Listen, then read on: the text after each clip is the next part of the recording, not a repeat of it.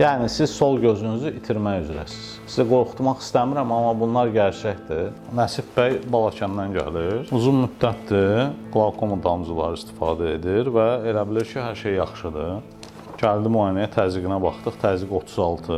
Nəsib bəyin sol gözündə uzun müddətdir təzyiq 36-dır. Bu yaxşı bir şey deyil və göz dibi müayinəsində gördük ki, görmə siniri artıq incəlib və görməsini itirmək üzrədir. Sol gözündə həm mirvari suyu var, həm də qlaukoma xəstəliyi var. Dolayısıyla sol gözünüzdə görmə siniri o qədər incəlib ki, bir kabel fikirləşsəz, gözlə beyni bağlayan, elə bil içində 100 dənə sim varsa, 99-u gedib biri qalıbdır. Yəni biz sizin sol gözünüzü əməliyyat etməliyik. Etməsək nə olacaq? Siz 3-4 ay içində soldan görmənizi itirəcəksiniz. Əməliyyat etsək nə olacaq? Əməliyyat etsək sizin görməniz daha yaxşı olmayacaq. Hətta daha pis ola bilər. Amma yəni bu sizə uzun müddətdə, daha uzun müddətdə görmənizin qorunmasına gətirib çıxaracaq. Dolayısıyla siz gecikmiş bir xəstəsiz. Yəni sizin kimi pasiyentlər əməliyyatdan sonra amma mən əməliyyat oldum, mənim üçün bir şey dəyişmədi deyirlər. Siz bilməlisiniz ki, siz gecikmiş xəstəsiz. Mütləq əməliyyat olmalısınız. Olmasanız görmənizi itirəcəksiniz. Bu əməliyyat sizə nə verəcək?